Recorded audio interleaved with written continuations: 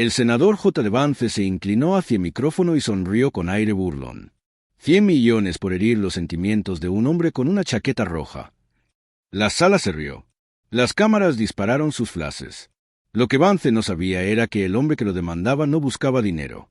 Estaba a punto de revelar un secreto que llevaba más de una década enterrado. Y una vez que se dijo en voz alta, no solo dañó la carrera de Vance, sino que la destruyó. Ahora, antes de mostraros lo que se dijo, pulsad el botón de suscribirse y dejad un comentario diciéndonos desde qué parte del mundo nos estáis viendo. Vamos a ello. Los tribunales reales de justicia no suelen ver casos como este. La mayoría de las demandas por difamación involucran a celebridades o disputas comerciales, no a un guardia retirado de Coldstream que se enfrenta a un senador estadounidense. Pero allí estaba, en la lista de casos de esa mañana de octubre, el cabo Ezra Flint contra el senador James David Vance. Afuera, el otoño se había instalado en Londres con esa intensidad particular que hace que los periodistas se abriguen más mientras esperan detrás de las barreras. Los equipos de prensa estadounidenses habían volado expresamente para cubrir el caso. Vance estaba en la ciudad para dar una serie de conferencias y nadie esperaba gran cosa de lo que parecía un juicio por orgullo herido. Los pasillos de mármol resonaban de forma diferente cuando había tan poca gente. No estaban vacíos, pero sí llenos de ese murmullo que se produce cuando la gente no está muy segura de lo que está presenciando. La sala del tribunal resultaba extrañamente íntima para un proceso tan público. Cuando el secretario del tribunal leyó en voz alta los detalles del caso, hubo algo casi surrealista en escuchar esos nombres juntos. Por un lado, un hombre del que la mayoría de la gente nunca había oído hablar. Por otro, un senador cuyo rostro había aparecido en las portadas de las revistas. Ezra Flint estaba solo en la mesa de los demandantes. A sus 47 años, se movía con la quietud particular de alguien que había pasado décadas aprendiendo a no moverse a menos que fuera necesario. Su uniforme de gala estaba impecable. La túnica roja estaba planchada con pliegues perfectos, los guantes blancos estaban inmaculados y el famoso sombrero de piel de oso descansaba cuidadosamente sobre el banco a su lado. Sin abogado, sin ayudantes que le pasaran los papeles, solo él. El contraste era casi cómico. El lado de Vance en la sala parecía un pequeño ejército. 3 abogados, 2 asistentes, montones de documentos que sugerían que habían venido preparados para la guerra en lugar de para lo que debería haber sido una simple audiencia sobre sentimientos heridos. El propio J. Vance irradiaba esa confianza tan americana que llena las salas incluso antes de que se pronuncie una sola palabra. Su traje azul marino estaba perfectamente entallado, su postura era relajada pero imponente. Mientras esperaba a que comenzara el proceso, se volvió ligeramente hacia su abogado principal. «¿Cuánto tiempo crees que durará?», preguntó en un susurro teatral que pudo oír la mitad de la tribuna de la prensa. 30 minutos. «Quizá 45», respondió en voz baja. Se representa a sí mismo. No tiene formación jurídica. Debería ser sencillo. Vance asintió con satisfacción. Cuando el juez hizo un gesto para que se presentaran, se inclinó hacia el micrófono con la naturalidad de alguien acostumbrado a que su voz tuviera peso. «Su señoría, me gustaría comenzar dejando claro que siento un enorme respeto por el pueblo británico y sus instituciones». Su voz tenía ese tono político ensayado, mesurado pero coloquial. Sin embargo, esta demanda representa un malentendido fundamental de lo que claramente pretendía ser un comentario en tono jocoso. Las pantallas de la sala parpadearon mientras su equipo legal preparaba las pruebas. El vídeo era de 2 semanas antes, Vance en un podio hablando ante lo que parecía un grupo de invitados a una cena de empresa. «¿Saben? Vi a esos guardias fuera del Palacio de Buckingham», decía su voz grabada, haciendo una pausa para las risas que se producían justo en ese momento. «Pensé que era mucho dinero de los contribuyentes para un montón de adornos de jardín bien vestidos». Más risas. Y luego el remate. «Pero bueno, al menos son buenos para quedarse quietos. Quizás deberíamos pedir prestado uno para el Congreso». El público del vídeo se lo tragó. Algunas personas en la sala del tribunal parecían reprimir las sonrisas. La expresión de Flint no cambió, ni siquiera parpadeó. «Con todo el respeto hacia el señor Flint», continuó Vance tras el vídeo, «vivimos en una época en la que la libertad de expresión incluye el derecho a la sátira. No se trata solo de valores estadounidenses, sino de valores democráticos». Ahora estaba en racha, dirigiéndose claramente a su público. Su confianza era contagiosa, incluso en un tribunal británico, donde el teatro político estadounidense no suele tener buena acogida. Y seamos sinceros, añadió Vance con un ligero gesto teatral hacia la tribuna de la prensa. Estar de guardia frente a una puerta, por muy importante que sea ceremonialmente, no es precisamente un acto heroico en el campo de batalla. Uno de sus abogados se inclinó hacia él con urgencia. «Senador», susurró, «quizá deberíamos...» «Está bien», le interrumpió Vance, sin dejar de hablar por el micrófono.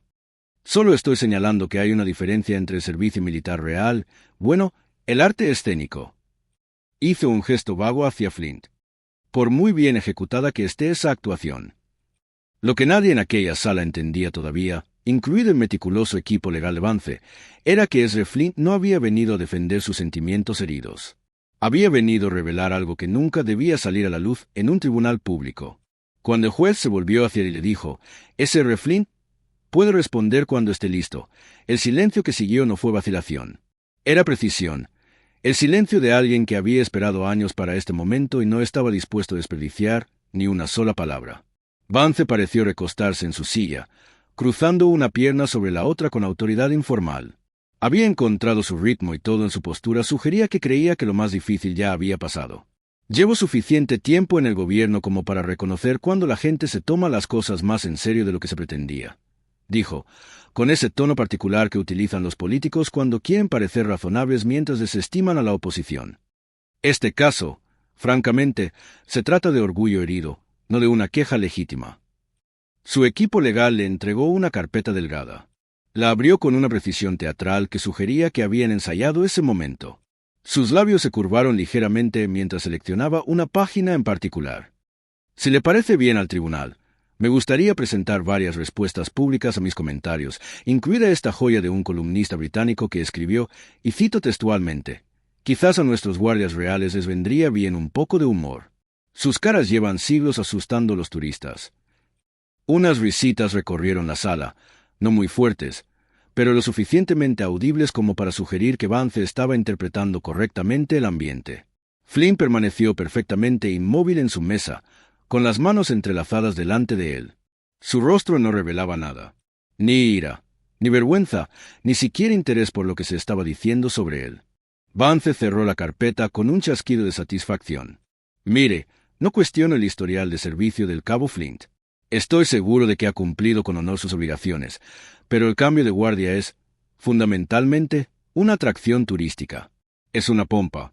Nadie cree seriamente que estos hombres sean comandos de élite, y mi comentario sobre los adornos de jardín era obviamente satírico». Hizo una pausa, dejando que sus palabras calaran antes de lanzar lo que claramente consideraba su argumento más fuerte. «Nadie resultó herido por mis palabras, a menos que ahora estemos legalmente obligados a proteger los sentimientos de la gente de la comedia ligera». La voz del juez cortó la presunción con precisión quirúrgica. «Señor Vance, le recuerdo que esto es un tribunal, no una rueda de prensa». «Por supuesto, señor juez, mis disculpas. Sin embargo, dado que ha presentado comentarios como prueba, el tribunal permitirá naturalmente una refutación adecuada bajo juramento». Algo sutil cambió en el ambiente al oír esas palabras. No fue algo dramático, más bien como el momento antes de que un engranaje encaja en su sitio. Vance se ajustó la corbata y continuó. «La cuestión fundamental aquí es que yo no me estaba burlando de una persona. Estaba comentando una tradición ceremonial que, seamos sinceros, existe más por el turismo que por la seguridad real. La financian los contribuyentes británicos. Los turistas la fotografían. Y si el ego de alguien se ve herido por una broma inofensiva, bueno, es una pena, pero no es un asunto legal». Pronunció la última parte mirando directamente a Flint, esperando claramente algún tipo de reacción. Quizás ira, quizás indignación, quizás solo la satisfacción de ver a su objetivo retorcerse. No obtuvo nada, ni siquiera un reconocimiento de que había hablado. El silencio se prolongó lo suficiente como para resultar incómodo. En la tribuna de la prensa, los periodistas comenzaron a intercambiar miradas. Se suponía que era David contra Goliat, pero David ni siquiera había cogido su onda. En las últimas filas comenzaron algunas conversaciones en voz baja. ¿Eso es todo lo que tiene? Ni siquiera se defiende. Esto acabará en 10 minutos. Pero la quietud de Flint no era derrota. Cualquiera que hubiera pasado tiempo con soldados habría reconocido que se trataba de algo completamente diferente. La calma particular que precede a la acción, no a la rendición. Cuando el juez finalmente dijo, «Sr. Flint, tiene la palabra», No se levantó de un salto ni se dirigió con paso dramático al estrado de los testigos. Simplemente se levantó con la precisión calculada de alguien acostumbrado a que sus movimientos sean observados y juzgados. Se quitó el sombrero de piel de oso y lo colocó con cuidado sobre la barandilla. Sus pasos sobre mármol eran silenciosos, pero de algún modo parecían resonar. Al pasar junto a la mesa de Vance, el senador le lanzó una mirada de reojo que decía claramente: «A ver qué tienes». Flint subió los escalones del estrado. Se volvió hacia la sala y pronunció sus primeras palabras del día. No fue un discurso, ni una declaración, solo una frase tranquila que, de algún modo, lo cambió todo. No presenté la demanda porque me sintiera ofendido. La presenté porque usted dijo una mentira que la gente creyó. Sin jerga legal, sin apelaciones emocionales, solo eso. Y, de repente, la sonrisa de confianza de Vance se desvaneció. No de forma dramática, solo lo suficiente como para sugerir que tal vez esto no iba a salir exactamente como lo habían ensayado. Porque el silencio que siguió no era vacío. Estaba cargado. Y todos los presentes en la sala, incluido J. de Vance, estaban a punto de descubrir lo que 30 años de silencio habían protegido. Ezra Flint se sentó en la silla de los testigos sin fanfarria. No tenía ningún abogado a su lado, ni declaraciones preparadas, ni montones de pruebas. Solo un documento doblado que descansaba en el borde de la mesa frente a él.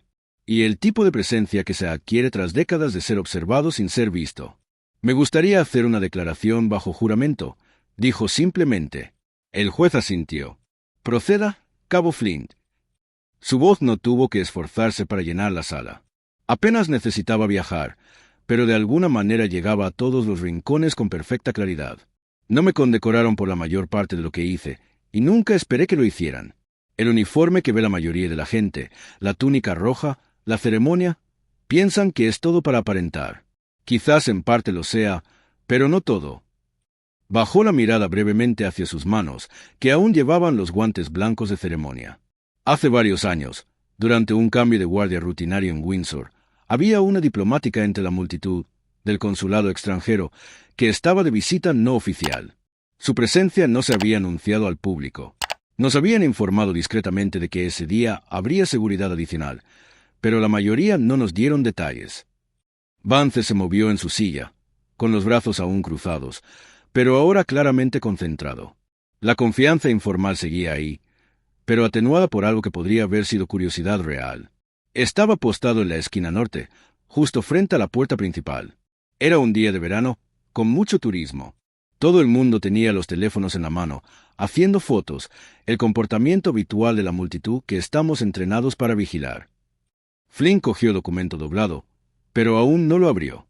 Me fijé en alguien, un hombre de unos 40 años que llevaba lo que parecía una tarjeta de identificación del Ministerio de Defensa, pero el diseño era incorrecto, estaba caducada desde hacía 3 años, y no estaba viendo la ceremonia como todos los demás. Estaba siguiendo los movimientos del diplomático. La sala del tribunal se había quedado completamente en silencio. Incluso el taquígrafo parecía escribir más despacio. Tomé una decisión, rompí la formación y abandoné mi puesto asignado. No lo hice rápidamente, nada que pudiera alarmar a los civiles. Probablemente la gente pensó que estaba corrigiendo a alguien que había traspasado las barreras. Las cámaras lo captaron.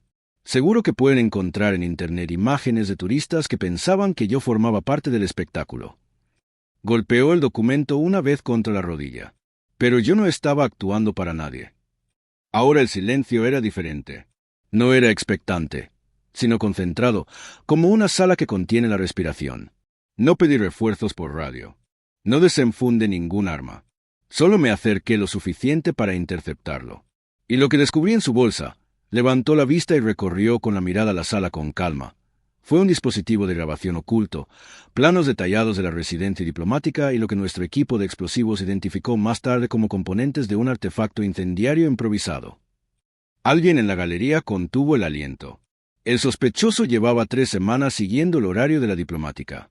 Conocía su ruta, sus horarios, su equipo de seguridad. Lo que no había previsto era que alguien rompiera el protocolo para investigar una placa que llevaba 3 años caducada. Flint hizo una pausa para que calmaran los ánimos. El incidente requería una contención inmediata. Nunca salió en las noticias porque se nos ordenó expresamente que no se hiciera público. El juez se inclinó ligeramente hacia adelante. Sr. Flint, esta declaración está corroborada por fuentes oficiales. Asintió con la cabeza. Sí. Desplegó el papel. Se trata de una comunicación desclasificada del Servicio de Seguridad publicada hace solo 2 semanas tras una solicitud formal realizada a través de mi diputado. Confirma el incidente, las intenciones del sospechoso y especifica que mi intervención evitó lo que podría haber sido una importante crisis diplomática. El secretario del tribunal se acercó y aceptó el documento. La sala observó en completo silencio mientras cambiaba de manos. ¿Podría leer la parte resaltada, por favor?, pidió Flint. La jueza abrió el expediente y carraspeó. Su voz parecía tener más peso al leer. La intervención del cabo Ezra Flint del 17 de marzo de 2014, llevada a cabo sin uso de la fuerza ni alteración del orden público, impidió directamente un probable ataque contra un diplomático extranjero protegido, evitando un posible incidente diplomático y el daño a la reputación de la corona. Las acciones se llevaron a cabo con una discreción ejemplar, de acuerdo con los protocolos de seguridad nacional. Los murmullos que siguieron fueron bajos, pero inmediatos. No eran exclamaciones dramáticas, solo el sonido de personas procesando información que no esperaban. La postura de Vance había cambiado. Ahora se inclinaba hacia adelante y parpadeaba con más frecuencia que antes. Flint dejó que las palabras calaran antes de continuar. No presenté esta demanda porque necesitara dinero o reconocimiento. La presenté porque sus palabras, su broma, se utilizaron para menospreciar algo que se nos pidió específicamente que protegiéramos sin reconocimiento alguno. Su voz se mantuvo firme, sin elevarse en ningún momento. He servido durante 30 años. He estado junto a las tumbas de hombres que ganaron más medallas y sirvieron menos años que yo. He estado presente en ceremonias en honor a viudas, huérfanos y niños, saludando fotografías de padres a los que nunca volverán a ver. Nunca le he pedido a nadie que aplaudiera, pero no permitiré que borren lo que realmente hicimos. Se levantó lentamente, con un movimiento deliberado y definitivo. Este uniforme representaba un servicio real durante emergencias reales, y el público no podía saberlo porque a veces la protección requiere silencio. A veces, el trabajo más importante parece no ser nada. Luego bajó del estrado de los testigos, pasó junto a Vance sin mirarlo y regresó a su asiento en la mesa de los demandantes. La sala no reaccionó con ruido. No hubo aplausos, ni movimientos, apenas se oía respirar. Y, por primera vez en todo el día, el senador J. Vance se quedó sentado en completo silencio, aparentemente incapaz de encontrar la voz. El documento permaneció en manos de la jueza, pareciendo de algún modo más pesado de lo que debería ser un simple trozo de papel. Su mirada siguió a Flint mientras éste retomaba su posición en la mesa de los demandantes, todavía con una postura perfecta, todavía irradiando esa calma particular que se obtiene al decir exactamente lo que hay que decir. Ahora que se había instalado el silencio, se podían oír pequeños ruidos. El leve zumbido de una cámara ajustándose en algún lugar de la tribuna de la prensa, el suave susurro de alguien moviendo papeles. Pero nadie parecía querer ser el primero en romper el silencio. Los secretarios más jóvenes parecían incómodos, como si hubieran presenciado accidentalmente algo demasiado privado para una sala de tribunal pública. Incluso la experimentada taquígrafa había ralentizado su mecanografía, moviendo los dedos con más cuidado sobre las teclas. J. Vance estaba ahora sentado en la mesa de la defensa, ligeramente inclinado hacia adelante, y su anterior confianza despreocupada había dado paso a algo más difícil de descifrar. Tenía las palmas de las manos apoyadas sobre la superficie de madera. Movió la mandíbula en silencio durante un momento antes de alcanzar finalmente el micrófono. Bueno, comenzó, dejando la palabra en el aire como si no estuviera seguro de qué decir a continuación. Si este incidente fuera realmente significativo, habría esperado que se conociera más ampliamente. No fue exactamente un ataque, fue más bien como probar la temperatura del agua con un dedo del pie. La tensión en la sala pareció aumentar con sus palabras en lugar de disminuir. El juez arqueó una ceja. Está sugiriendo que las operaciones clasificadas de seguridad nacional deberían estar sujetas a campañas de relaciones públicas. ¿Señor Vance? No. Su señoría, por supuesto que no. Respondió rápidamente y luego intentó esbozar una sonrisa. Simplemente quiero decir que, si realmente ocurrió algo y era tan importante como se sugiere, me parece extraño que se haya mantenido en secreto durante tantos años. Esta vez Flint sí respondió, aunque no se giró ni buscó el micrófono. Su voz se oyó de todos modos, tranquila pero inequívocamente clara. Los hombres con los que serví no sobrevivieron gracias a la aprobación pública. Sobrevivieron gracias a la confianza. Esa única frase pareció tener un peso físico. La jueza colocó con cuidado la carta de Mi-5 junto a su mazo. Cabo Flint puede permanecer sentado. No hay más preguntas. Flint asintió una vez y volvió a juntar las manos sobre la mesa. Su expresión no denotaba victoria ni reivindicación. Simplemente había hecho lo que había venido a hacer. Entonces ocurrió algo inesperado. Una mujer de la última fila se levantó de repente, con la mano apretada contra el pecho. Toda la sala se volvió hacia ella. Cuando habló, su voz era tranquila, casi quebrada. Él salvó a mi madre. Nadie la había presentado. No había sido llamada como testigo ni identificada de manera oficial. Pero su rostro, pálido y claramente emocionado, transmitía el peso inconfundible de la verdad. No sabía quién era hasta hoy. Continuó, con voz más firme. Mi madre nunca nos contó los detalles, solo que algo había sucedido durante su visita y que alguien había evitado que se convirtiera en algo terrible. El juez no la interrumpió. Tampoco lo hicieron el secretario ni nadie más en la sala. Vance se había quedado muy quieto en su silla, con una expresión indescifrable. El aire de la sala parecía diferente ahora. No estaba cargado de dramatismo, sino de algo más sustancial. La realidad, tal vez, esa que es más difícil de rebatir que las teorías jurídicas o los argumentos políticos. Flint seguía sin mirar a la mujer. No era alguien que necesitara reconocimiento o validación. Había dicho lo que tenía que decir, y eso era suficiente. El silencio que siguió no fue incómodo. Era respetuoso. Incluso la prensa, acostumbrada a perseguir el ruido y la confrontación, parecía entender que algunos momentos requerían silencio. Cuando la jueza finalmente habló, su voz fue mesurada y formal. Dada la naturaleza clasificada de las pruebas presentadas y la necesidad de una revisión procesal adecuada, emitiré un fallo por escrito en los próximos días. Se levanta la sesión. El martillo cayó suavemente. No hubo un golpe dramático, solo un golpe seco que de alguna manera se sintió definitivo. La gente comenzó a salir lentamente. Nadie se apresuró hacia las salidas ni gritó preguntas. Toda la escena parecía extrañamente apagada, como si se tratara de un funeral en lugar de un procedimiento judicial. J.D. Vance permaneció en su asiento mucho después de que todos los demás hubieran comenzado a moverse. Tenía los hombros encorvados y miraba fijamente algo en la mesa que probablemente no estaba allí. Su equipo de abogados recogió sus materiales en silencio, mirándolo de vez en cuando con expresiones que sugerían que tampoco estaban muy seguros de lo que acababa de pasar. Nadie había declarado un ganador. No se había anunciado ningún veredicto, pero todos los presentes en la sala entendían que algo había cambiado de una manera que no se podía revertir fácilmente. Fuera de la sala, los pasillos bullían con conversaciones en voz baja, pero no se percibía el habitual entusiasmo posterior a la vista. La gente se movía con el paso cauteloso de quienes están procesando algo inesperado. J.D. Vance salió por una puerta lateral, con su equipo formando un grupo protector a su alrededor. La zancada segura de antes había desaparecido, sustituida por algo más mecánico.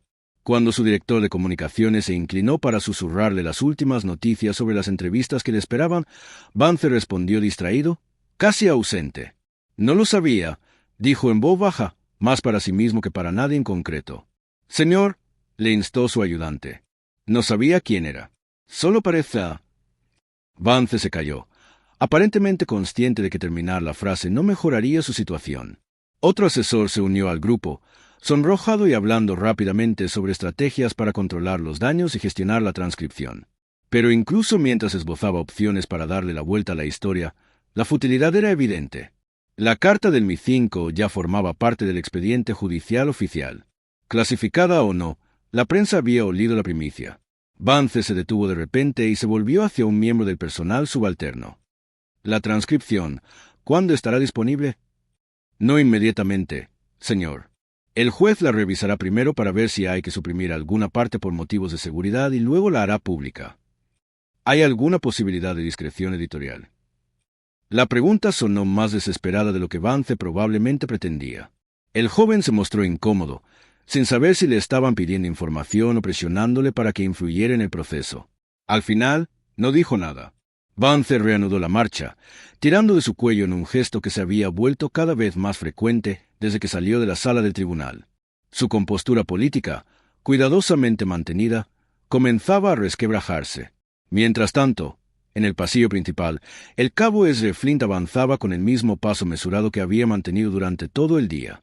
Se había quitado el uniforme de gala y se había puesto un sencillo abrigo, pero su postura seguía siendo la misma. No se apresuró a salir, ni intentó evitar a la prensa que se había congregado fuera. Cuando atravesó las puertas principales y vio a la multitud de fotógrafos, se detuvo, no por vacilar, sino por la evaluación experta de alguien acostumbrado a ser observado. Cabo Flint le llamó una voz. ¿Cuál es su reacción ante los acontecimientos de hoy? ¿Espera que el senador Vance emita una disculpa pública? ¿Pretende una indemnización económica o se trata de algo completamente distinto? Flint miró a la prensa reunida con la misma expresión tranquila que había mantenido durante toda la audiencia. Ni hostil, ni especialmente amistoso, simplemente presente. Hay hombres que murieron vistiendo este uniforme, dijo, con una voz que se oía claramente en el aire fresco del otoño. No lo llevo a la ligera. Eso fue todo. Sin más explicaciones, sin comentarios políticos, sin declaraciones de victoria. Simplemente siguió bajando los escalones como si fuera un día cualquiera, sin detenerse cuando las preguntas continuaron a sus espaldas. Un taxi negro esperaba en la acera desde primera hora de la mañana. El conductor mantuvo la puerta abierta, no con la deferencia que se suele mostrar a los famosos o los políticos, sino con algo más discreto, quizá reconocimiento o respeto. Cuando el taxi se alejó del juzgado, una voz entre la multitud de periodistas se distinguió del resto. Era una mujer joven que no gritó ninguna pregunta, sino que simplemente dijo, «Gracias». Dentro del vehículo, Flint metió la mano en el bolsillo de la chaqueta y tocó la carta doblada del Mi-5. Conseguir que se desclasificara le había llevado años de paciente navegación por los canales burocráticos, aprovechando una disposición muy específica de la Ley de Secretos Oficiales que permitía la divulgación limitada con fines de litigios civiles. No quería vengarse de Vance personalmente, ni siquiera le interesaba especialmente el dinero. Pero después de años de ver cómo la gente trataba los aspectos ceremoniales de la guardia como un teatro elaborado, viendo cómo los hombres con los que había servido se reducían a atracciones turísticas, algo había llegado finalmente a un punto de ruptura. El servicio silencioso, las intervenciones clasificadas, los momentos en los que permanecer perfectamente inmóvil era lo más importante que podían hacer. Todo ello descartado como pompa por alguien que nunca había montado guardia. De vuelta en el tribunal, que se estaba vaciando, un funcionario de rango medio del Ministerio del Interior cerró lentamente su ordenador portátil. Había asistido como observador, nada más, solo para supervisar de forma rutinaria un caso relacionado con material clasificado. Pero mientras guardaba su maletín, una frase del testimonio de Flint seguía resonando en su cabeza. A veces, el trabajo más importante parece insignificante. Esa frase se le quedaría grabada más que cualquiera de los argumentos legales o las posturas políticas que había presenciado. Por la salida lateral del juzgado, J. de Vance salió finalmente con lo que quedaba de su séquito. La multitud de periodistas era ahora más pequeña, menos enérgica. Cuando le gritaron preguntas, no respondió.